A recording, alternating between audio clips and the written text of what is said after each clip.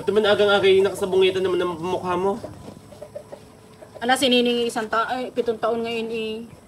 Wala akong maihanda at isang buwan na walang trabaho sa Walang maihanda eh. Ano ginagawa ng mga manok nyo di yan?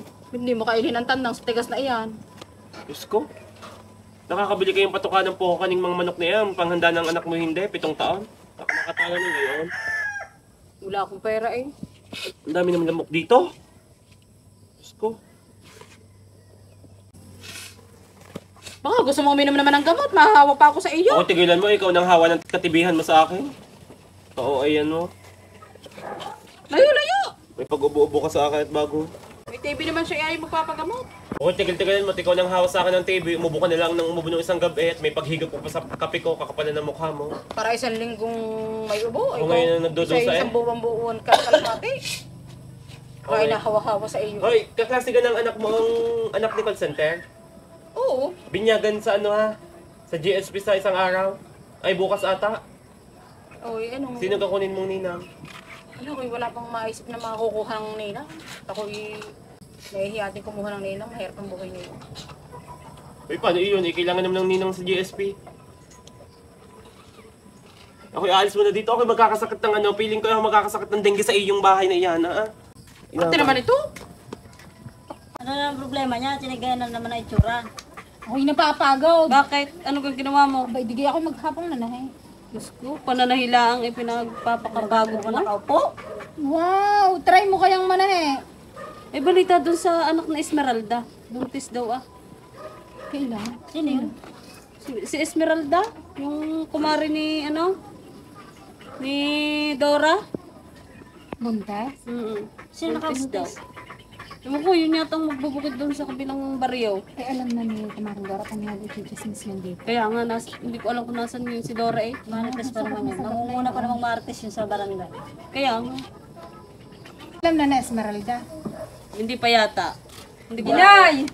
Yan. Bakit nagmamartis ka na naman dito? Wala pang sinahin dun sa atin eh! Abay, anak, ako'y namamahingalaang at katatapos ko lang manahe. Lagi ka na lang nandiyan, kasama mo yung mga kamaratis mo. Ano ka problema mo? Wala pa tayong sinahin nga! Sa laki mo na yan, hindi ka pa makapagsaay. Wala! Sayang na naman tutoy. Anong grade na ng anak mong yan at ganyan? Grade 6 na.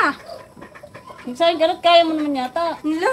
Tara na, umuwi na! At ako may ba't ka sasabihin nga pala ako sa iyo. Oy, sabihin mo na at ako'y uuwi na sa Eh, yung ano namin doon sa school, binyag namin sa bukas. Saan yan? Eh, wala akong ninang. Anong binyagan? Yung ano, yung may GSP. Ah, Girl Scout! Yun! Hindi pa masabi, wala niyang kabululan mo. Talino ng anak mo, ano? Bukas, sinong ninang ko? Abay, mag-isip ka. Ay, alam ko na, si Aling Dora na lang. Yun, pwede nga yun. Si Aling Kaya lang, Dora. Kukunin si Aling Dora. Para ang tawag ko sa kanya, inay-ini ng Dora. Ay, di pag nakita may tumawag ka na ng ninang. Kailan mo sasabihin? Eh, kailan gayon? Eh, bukas na nga yun. Bilis Opo. naman. Eh, Mabibigla ngayon yun. nga lang sinabi sa amin ng teacher namin eh. Eh, may babayaran daw. Yung ninang lang, magbabayad. Magkano? Hindi ko pa alam, doon namin malalaman eh. Ay, yung kapitbahay namin in 200. Binayaran. Gawa ng uniform, tsaka ng mga saklob. Pumunta tayo kay na Aling Dora. Sa iyong ninang. Eh, tayo muna eh, umuwi, magsaing tayo. Gutom na ako, inay eh. Magsahin ka na muna doon, Kasi lumakad ka na. Laki na eh. Laki-laki mo na eh. Huwag ka na may iiyamutin mo pang bata ka na may pumunta ka doon. Magsaing ka na nga, magsaing ka na. Hindi naman ako magsasaing eh.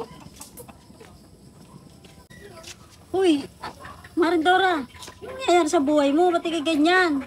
Masakit ang likod ko, ako'y napagod sa pananong. May sasabihin ako sa iyo. Kanina nagkakwentuhan kami doon na kumaring call center. Eh yung anak ay bibinyagan sa GSP, Girl Scout. Kukunin ka daw ninang. Ako pa talagang piniling pinakamahirap sa buong mundo.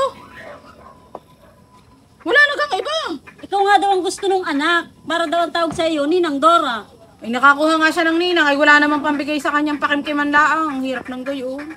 Nakakaawa naman ng bata pag wala akong maibigay. Pupuntahan ka nun dito at sasabihan ka. Ang anak mo ngayong birthday ngayon, hindi ko na ipaghanda. Ay, kung kukuhanin niyang ninang, ano ibibigay ko sa kanya? Ba, ilang taon na? Nakakaawa din naman ang batang kukuha ng ninang. Eh, wala rin ako maya. Ilan taon na anak mo ngayon? Ay, di 7 taon. Bago mag-aanak ka sa Girl Scout ngayon. Bukas nga. Bukas agad? Oo, bukas. Paano ko pa yung paghahandaan? Yun yung kwentuhan dun Sabi nung anak ni call center. Diyos ko po, magaling ko ako makatama sa wedding. Hindi naman ako nagtatataya na. At hindi ko na nakakita mag-wedding, nahuli na yata. Ninang Dora! Ay, Ninang Dora! Diyos ko, niya Nandito anak. ka pala. Wala ka ga namang ibang makuha Ninang. iba. Ano ipapakimkim ko sa iyo bago bukas na pala agad? Sana naman 1 week ba ako maganap isa ka mo sinabi sa akin? Kanina nga lang sinabi sa amin ni ma'am. Ito ang ganda nga ng ikaw mo tapos ang ganda pa ng kwintas mo, tapos Murahin wala lang kang iyan. pera. Hindi yan mamahalin. At yung mga ulam namin, malunggay. Diyos ko, bukas na agad. Paano kita papaganda ng pambigay sa iyo? Magkano ang damit? Isang lamo muna lang to. Tsaka Hindi maisasanglayan at pakaw nga na Alam mo ni Goma.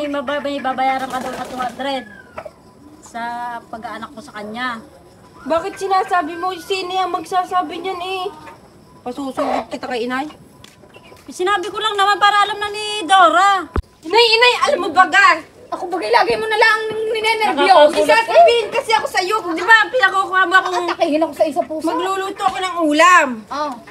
Yung isa mong kasama dining isang maliit, kinukunto kayo doon. Si Sol. Oo. Ano sinasabi? Kung ano sinasabi sa inyong dalawa, mataba ka daw, ikaw daw hindi naliligo. Yun, sinugod ka doon. Patay na ulan. Maliligo na nga tayo at naulan. Uy, kumaring Dora. Ako may sasabihin sa iyo. Ikaw ay nagustuhan daw ng anak ko na kuning ninang. Oh. Ano ga? Alam ko naman nasabi na sa iyo ni Sol at naunang-una pa sa akin iyon. Bukas na yon. Alam mo, hindi naman ako natanggi ako'y maging ninang. Kaya lang, tutukan, hindi nyo man lang ako binigyan ng panahon para nang ipapakantiman lang sa bata. Nakakaawa naman yung batang wala man lang ako may aabo. Sana bago dumating ang 1 linggo, nasabi nyo na agad sa akin, nakakaawa naman ang batang walang matatanggap sa akin kahit peso. Abay, isa nga ngayon sinabi sa akin, anong gagawin ko? Sana ko iikot ngayon ang bibigay doon. Iya mo nang walang pakimkim, basta yung uniform lang na isusuot sa bata bukas. Ang importante yung matubos mo lang yung damit na isusuot bukas pagka bininyagan. At saka ang importante naman doon yung presensya mo lagi ka nandoon. Hindi na yung pakimkim kahit wag mo nang pakimkiman. May sige, ako naman inisasahudin pa sa tahi. Kaya lang nakakaawa doon namang wala akong mayabo. Hayaan mo na nga lang. At yun naman ay mauunawaan ng aking anak. Isa nga ito ka nga sinabi anong gagawin Basta importante, yung panood niya ay matutubos. Hayaan mo to, kaya hanap na lang ng damit ko isusuot. Ako'y mag-oote ngayong gabi para naman kahit 100 may naiabot ako, nakakaawa naman ang aking anak. Sige, kumarit ako magliligo pa ng damit iuulanan. Sige.